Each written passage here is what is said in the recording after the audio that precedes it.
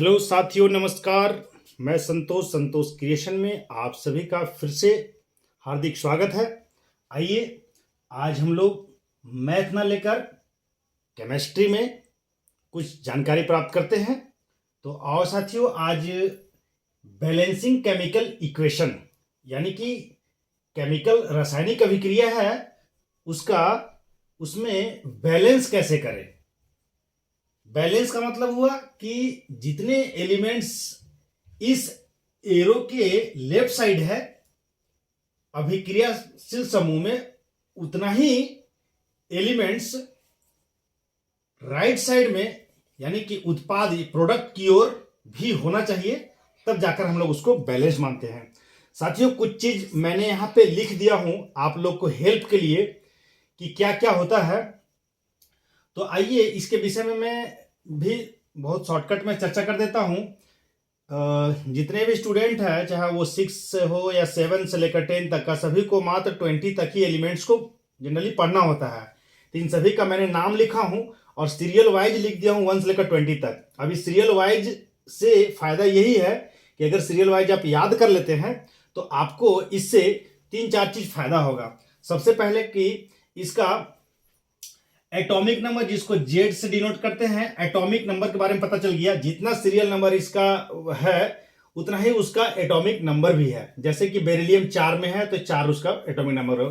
साथ ही साथ किसी भी एलिमेंट्स में, किसी भी एटम्स में हमेशा एक इलेक्ट्रॉन और एक प्रोटॉन होता है।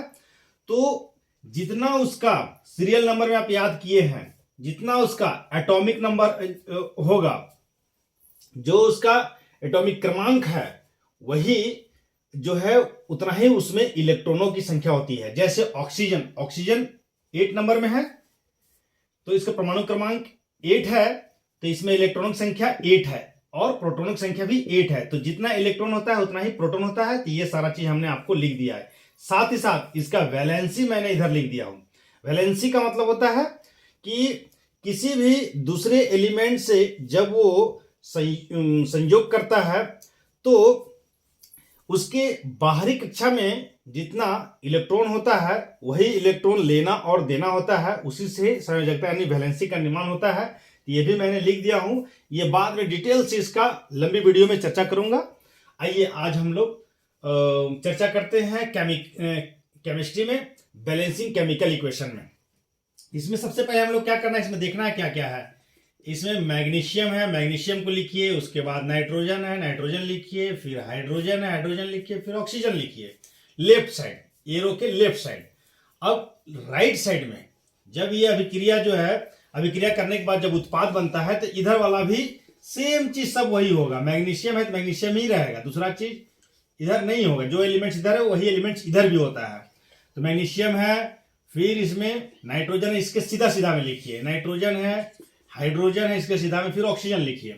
लेकिन सबसे पहले लेफ्ट की ओर देखिए। इसमें मैग्नीशियम कितना है, 3 है, तो बगल में 3 लिखिए। नाइट्रोजन कितना है, 2 लिखिए।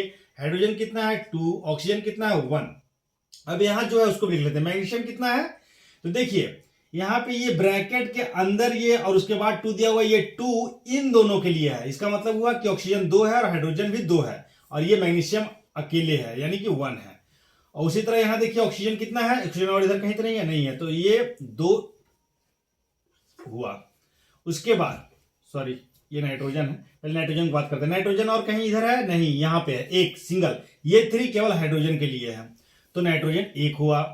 अब चलते हैं हम लोग हाइड्रोजन। हाइड्रोजन कितना है, तो यहां पे देखिए ब्रैकेट का मतलब हुआ ये दोनों में ये 2 है, दोनों के लिए 2 है। तो हाइड्रोजन यहां 2 और यहां हाइड्रोजन 3 और 2 5 हुआ। उसके बाद ऑक्सीजन, अब चलते हैं ऑक्सीजन यहां कितना है, तो ऑक्सीजन यहां 2 है। तब इसको बैलेंस कैसे करते हैं। मैग्नीशियम जब यहां 3 है और यहां मैग्नीशियम 1 है, तब क्या करेंगे भाई, तो ये 1 को हटाइए और यहां पे 3 करने के लिए यहां पे 3 कीजिए। तो ये 3 करने के लिए हम लोग आगे यहां 3 लगाते हैं। याद रखिएगा, कभी भी हम जब भी बैलेंस करेंगे तो यहां कभी कुछ नहीं लगाना है, किसी में भी कभी भी नहीं लगाना है। जब भी बैलेंस होता है तो यहां से होता है, इसका फ्रंट में आगे से, ठीक है। और ये जो लगा रहता है वो किसी यौगिक यानी किसी कंपाउंड का ये फॉर्मूला होता है, यहां आप नहीं लगा सकते। बैलेंस करने के लिए हमेशा कहीं भी लगेगा तो इसके आगे ही लगेगा, ध्यान रखिएगा। तो चलिए यहां लगा दिए, तो मैग्नीशियम 3 हो गया। अब मैग्नीशियम 3 हुआ, इसके साथ क्या क्या चीज परिवर्तन हुआ।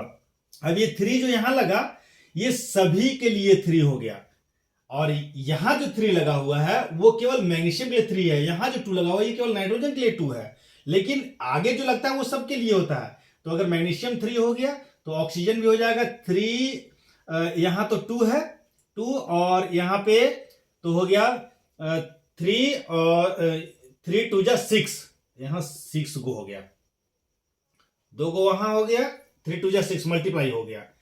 और उसके बाद इधर और कनेक्शन है नहीं। तो चलिए अब जब क्या चीज था यहां पे हम लोग नाइट्रोजन तो वही है, कोई दिक्कत नहीं है। अब हम लोग नाइट्रोजन के विषय में चर्चा करते हैं। ये तो बैलेंस हो गया। ऑक्सीजन की बात करें तो ऑक्सीजन यहां पे ये 2 ना होकर यहां 6 हो गया। अब हम लोग चलते हैं, अब चलिए अभी इधर छोड़ देते हैं बाकी, अब यहां चलते हैं नाइट्रोजन। नाइट्रोजन यहां कितना है 2, तो यहां नाइट्रोजन कितना है 1, तो इसको भी घेर दीजिए और इसको 2 बनाने के लिए यहां पे 2 रख दीजिए। अब जब 2 यहां किए तो हाइड्रोजन कितना हो गया, तो इसको मल्टीप्लाई होता है ये 3 2 जा 6, तो हाइड्रोजन यहां पे 6 हो गया ये, और यहां पे हाइड्रोजन कितना है, यहां भी 3 2 जा 6, यानी कि 12 टोटल हाइड्रोजन हो गया। तो अब हम लोग चलते हैं हाइड्रोजन को बैलेंस करने, तो यहां पे तो 12 है और यहां पे 2 है, तो फिर इसको हटाना पड़ेगा। इसको हटाने के बाद इसको भी 12 करना पड़ेगा। तो 12 कब होगा, इसको 12 करने के लिए हाइड्रोजन देखिए यहां पे हाइड्रोजन है, तो यहां 6 लगाइए, तब जाकर 6 2 जा 12 हो गया। अब तो हाइड्रोजन भी बैलेंस हो गया। अब हम लोग चलते हैं ऑक्सीजन, तो ऑक्सीजन यहां 6 है और यहां देखते हैं ऑक्सीजन कितना है भाई, तो यहां जब ये 6 इसके लिए यहां पे लगाया है तो ऑलरेडी यहां भी ऑक्सीजन 6 हो गया। अब देखिए दोनों तरफ मिलाइए, मैग्नीशियम 3 नाइट्रोजन 2 हाइड्रोजन 12 ऑक्सीजन 6 तो साथियों आशा है कि जो मैं बताया वो आप लोग को भली भांति समझ में आ गई होगी। इस तरह के और वीडियो देखने के लिए हमारे चैनल को सब्सक्राइब कीजिए और साथ ही साथ अपने साथियों में, अपने दोस्तों में इसे शेयर करें। धन्यवाद।